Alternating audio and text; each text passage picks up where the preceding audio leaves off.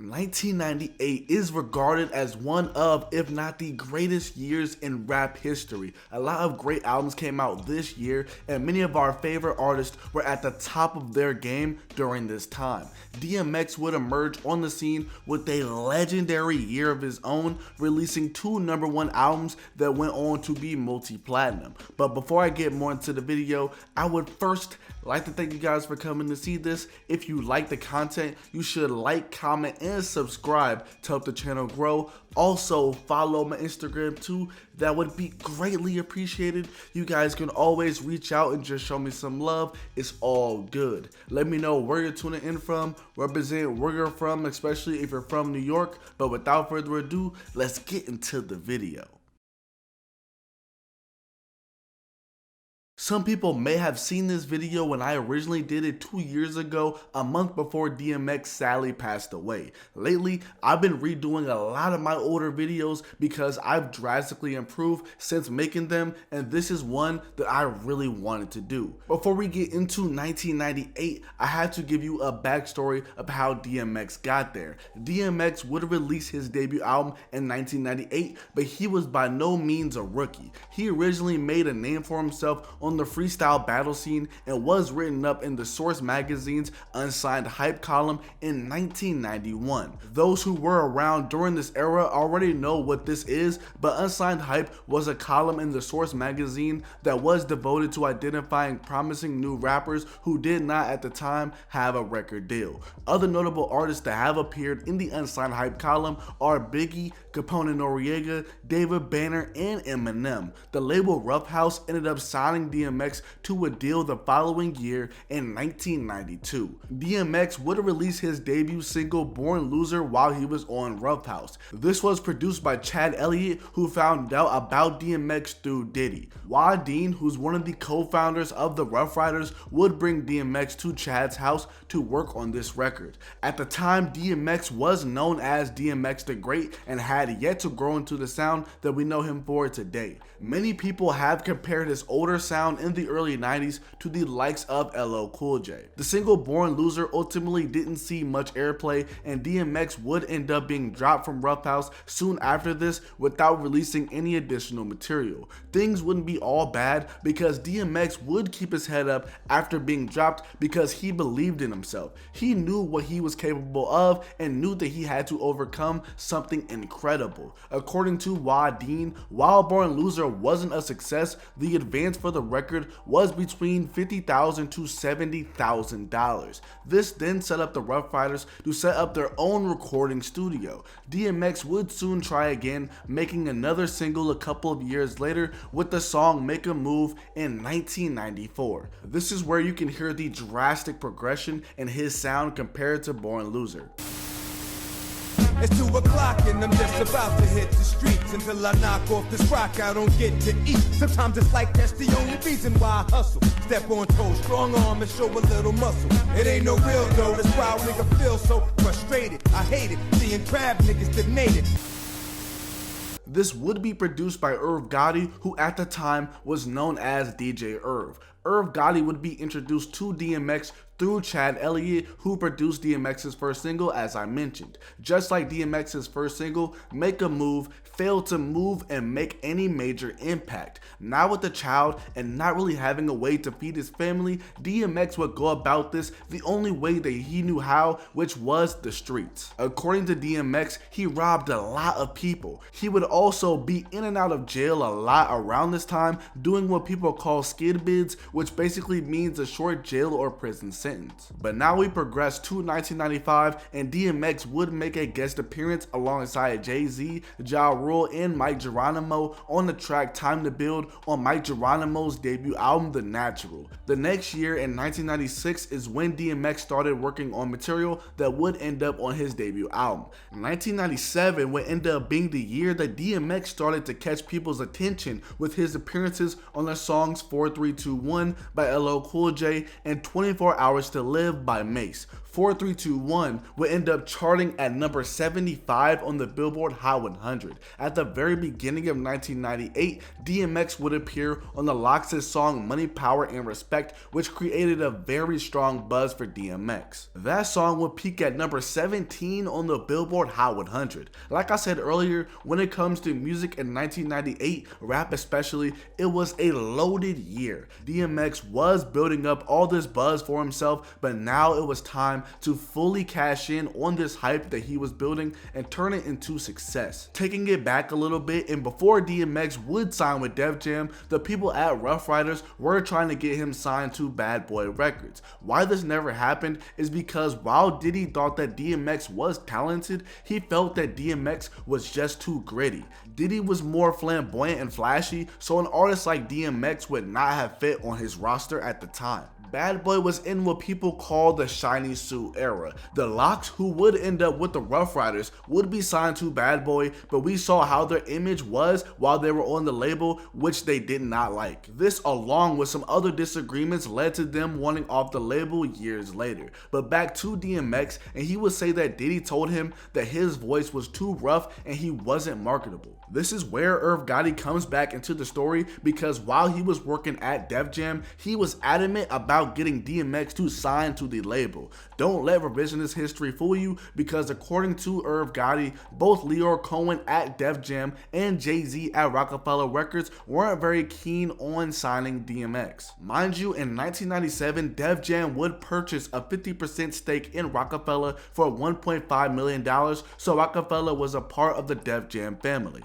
According to Irv Gotti, Dame and Jay-Z didn't believe in DMX. Jay-Z would ask Irv Gotti if he thought that DMX was better than him, and Irv would reply that DMX was nice just like Jay-Z. Irv Gotti would further tell Jay-Z that if you look in the hood, there are more DMXs and fewer Jay-Zs. Irv Gotti would further say in an interview that Jay-Z thought that DMX was depressing, probably due to his subject matter. At Irv Gotti's first meeting with the label, he told them that they needed to sign DMX, which led to the people at the label to laugh at him. According to Irv Gotti, Tina Davis, who I believe was the senior vice president of A&R at Def Jam, would tell him that if DMX didn't sell records, he would be fired. So in 1997, DMX would end up signing with Def Jam, but prior to signing a record deal with them, DMX got into a violent altercation in Yonkers that resulted in him suffering multiple injuries, including a broken jaw. He was accused of a robbery that he didn't do, because he robbed a lot of people in the past, so he was seen as a likely candidate to do so. DMX explained that he ended up robbing the guy who robbed the person he was accused of robbing. What are the odds of that happening? DMX by chance happened to be wearing the robber's coat that day. DMX ended up getting jumped, and his injuries almost could have led to his demise, but he persevered, and in recovery, he wrote a lot of rhymes. Irv Gotti would be pissed off by the fact that Def Jam wasn't hearing him out about DMX, so he didn't come to the office for about a week, which led to Lyor Cohen giving him a phone call. On this phone call, Irv Gotti would tell Lyor to come to Yonkers, New York to see DMX. Kevin Liles, the former president of Def Jam, Lyor Cohen, COO at Def Jam, and Irv Gotti, who was a young A&R, would go to see DMX. They would be in the studio waiting for DMX for a while other artists would rap to them. Eventually, DMX came around 3 in the morning, and he would give a performance of legend. Keep in mind, his jaw was still wired shut. His raps weren't clear due to this, but the people in the room could feel his passion, confidence, and the energy that he brought. While DMX is doing this performance, according to Irv, Lyor Cohen was completely stone-faced, and it wasn't until they got into the hallway when Lyor Cohen expressed how he felt about DMX. Irv Gotti has recounted this story numerous times, with him saying that Lyor Cohen referred to DMX as the quote-unquote pick of the litter. The impression that DMX left on Lyor was so strong that Lyor Cohen immediately made him a top priority on Def Jam. This proved to be a smart move because DMX essentially saved Def Jam due to how successful he became. In February of 1998, DMX would release his first Def Jam single, Get At Me Dog, which ended up peaking at number 39 on the Billboard Hot 100. Now, I remember the comments on my original video video of people talking about this song when it first came out. They said that this song took over the streets by storm. This song would first appear on a DJ Clout tape back in the day as a freestyle, which caught a lot of people's attention. I'm pretty sure the song Done Started Something appeared on a Clout tape as well. The idea of using the Get At Me Dog beat from this freestyle and making it into a single then came about. DMX wasn't entirely feeling Get At Me Dog being a single because he felt like he had all these lyrics that he was sitting on, and Get At Me Dog was what they chose to be a single. But as we know, the single Get At Me Dog proved to be the right move and ended up with DMX having the streets on fire. By 1998, Dane Grease, who has production credits on the song, would say that the song came right at the cleft of the golden era of rap. Biggie and Tupac would be dead by this time, and Dane referred to If You Think I'm Jiggy by the Lox as the last of the flashy songs. As I touched on earlier, Diddy and Bad Boy Records would be on fire at this point. The year previous, in 1997, Diddy would release No Way Out, and by the end of that year, the record went quadruple platinum. The shiny suit era was in the mainstream, but people desired a sound to represent the streets. Get At Me Dog was the answer to that and was what people were looking for. The music video for the song would add to the sound that DMX was coming with. The heartbeats, Timberland boots, and DMX screaming "Let's take it back to the streets" in the beginning really set the tone of the music video, which was done by Hype Williams. The music video was shot at the legendary Tunnel nightclub in New York, which was the perfect environment for the song. MTV would tell DMX that they wouldn't play his music video for the song because the lyrics were, in their words, inappropriate for their standards. DMX didn't want to change his lyrics because they were an expression of himself, and he said that he didn't want to change his music because if you don't get it, then it wasn't meant for you. It was truly that simple. To this day, Get At Me Dog has never aired in its entirety on MTV. DMX's second single on Def Jam would be the song Stop Being Greedy, which was released in March of 1998. This song ended up peaking at number 79 on the Billboard Hot 100 charts, which wasn't as successful as Get At Me Dog. However, the third single DMX had under Def Jam was Rough Riders Anthem, which was released in early May of 1998. Despite it being one of X's most popular and well-known songs, it actually charted the worst out of all his singles leading up to his debut album. The song peaked at number 93 on the Billboard Hot 100 charts, which is insane because from what I've heard, this song was everywhere back in the day. It wouldn't be until DMX's passing that the song would re-enter the Billboard Hot 100, where it went on to peak at number 16, becoming his highest charting song ever. What's crazy about this song is that there was a possibility it could have never came together. Swizz Beatz, who produced the track, would say DMX didn't want to do it. He was like, "Man, that sounds like some rock and roll track. I need some hip hop stuff. I'm not doing that. It's not hood enough." I told him, "Yo, we can make it hood." Then he came back and did it, and we were just hyping him up. The what ad-lib and all that came about in the middle of us hyping him up. We left it in the track to add energy. Collectively, we came up with that vibe. It was his best stuff at the time. Since then, X has trusted my judgment. DMX has talked about this track in interviews and has said that it's one of the fastest songs that he's ever written, with him doing it in 15 minutes. From his perspective, he didn't want to rhyme on the beat because he felt like it was simple and repetitive. Once again, he felt like he had other songs that had more substance, but he decided to listen to the people around him, and like they predicted, the song would be huge. Once again, he felt like he had other songs that had more substance, but he decided to listen to the people around him, and like they predicted, the song would end up becoming to be one of X's biggest songs. The same night that he did Rough Riders Anthem, he would also make the songs Effin' With D and Let Me Fly, which ended up on his debut album. It's Dark and Hell Is Hot would release in May of 1998, topping the Billboard 200 charts, selling 251,000 copies in its first week. This album is without a doubt a classic, and in my opinion has one of, if not the greatest intros of all time. When I hear that intro, I think of two things: Mike Tyson walking out to the song before the both the fight, and Def Jam Vendetta. The intro really sets up the album and starts off with an absolute bang. The last single for this album ended up being the song How It's Going Down, and that song ended up peaking at number 70 on the Billboard Hot 100. There are so many bangers on this album, but the song that I really wanted to talk about on this album is Prayer. In prayer, DMX would take a moment to offer a prayer to God, but not only does he thank his creator, he explains himself and even questions the motives of God. Moments like this are what made DMX so special and differentiated him from other rappers. Yes, he was this rough and rugged dude who would literally rob people with a dog back in the day. Yes, no gun, just a dog, and then he had this poetic side that was emotional and really connected with a lot of people. This is why DMX was so beloved by people due to his vulnerability. He connected with people in a different way through his music because he made you feel every word that he was saying. But as mentioned, It's Dark and Hell is Hot proved to be a major success. Not only would DMX start off the year with a classic album, but he would also co-star in what many consider to be a cult or hood classic, which is the movie Belly, which would release in November of 1998. The budget for the film was $3 million,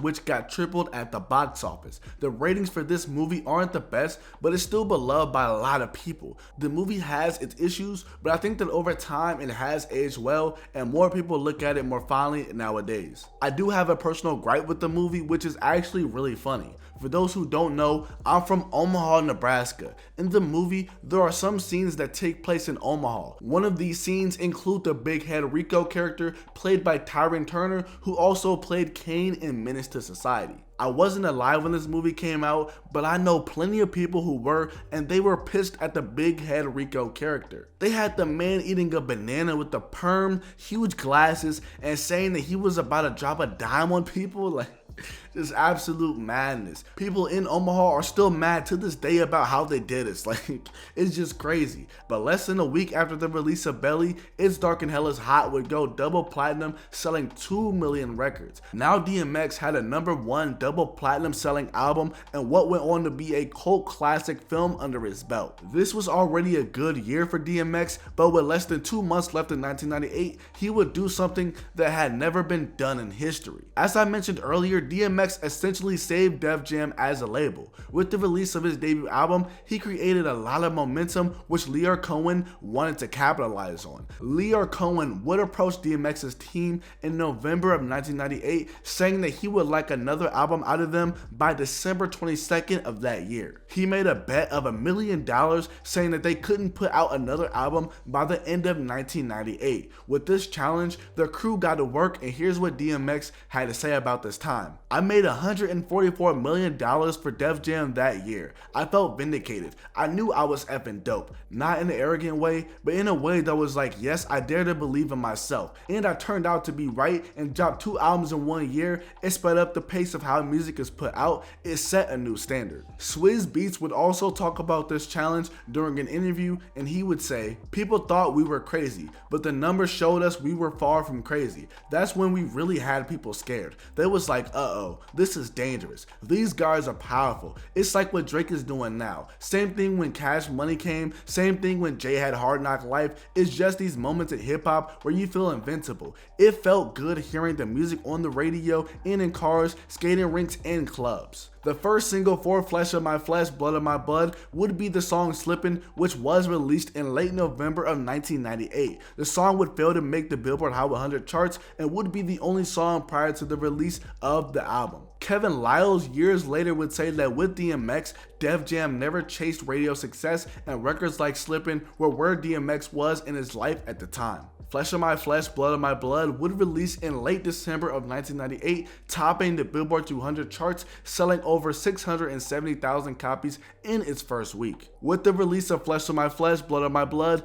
DMX would become the first living artist to have 2 albums top the Billboard 200 charts in a calendar year. The reason why I say living is because Tupac would accomplish this from beyond the grave. In 1996, the album All Eyes on Me was released when Tupac was alive, and Don Illuminati was released after his death. So DMX doing this living was and still is a big deal. From May of 1998 to May of 1999, DMX sold over 5 million records, 3 million with It's Dark and Hell is Hot, and 2 million with Flesh of My Flesh, Blood of My Blood. The man was truly on another level. I can always do a separate video breaking down DMX's first 2 albums individually, track by track, for those who would want that. I figure by now you get the point. 1998 was DMX's year. A while back back, I did a video about Master P and No Limit Records and how they dominated in 1998, which you should go check out, link in the description. While Master P had a very good year that has its place in the history books, I do think that DMX has one of, if not the most legendary years in music history, definitely for rap. Tell me if you want me to keep this series going where I break down a year from an artist's career. I think the next one I might do is 50 Cent's 2003 run, which could be very interesting to talk about. One last additional thing that I want to touch on is DMX appearing in what the Source magazine referred to as rap's new generation. This would come out in June of 1998, and this class is insane. It was like how XXL did their freshman class, but years before. On the cover, they had people like Corrupt, Big Pun, Cameron, Cannabis, Silk the Shocker, and more. So this would be big for DMX as well, and he was in good company, as you can see. But all in all, let me know what you thought of the video in the comment section below. I love you guys with all my heart. Peace.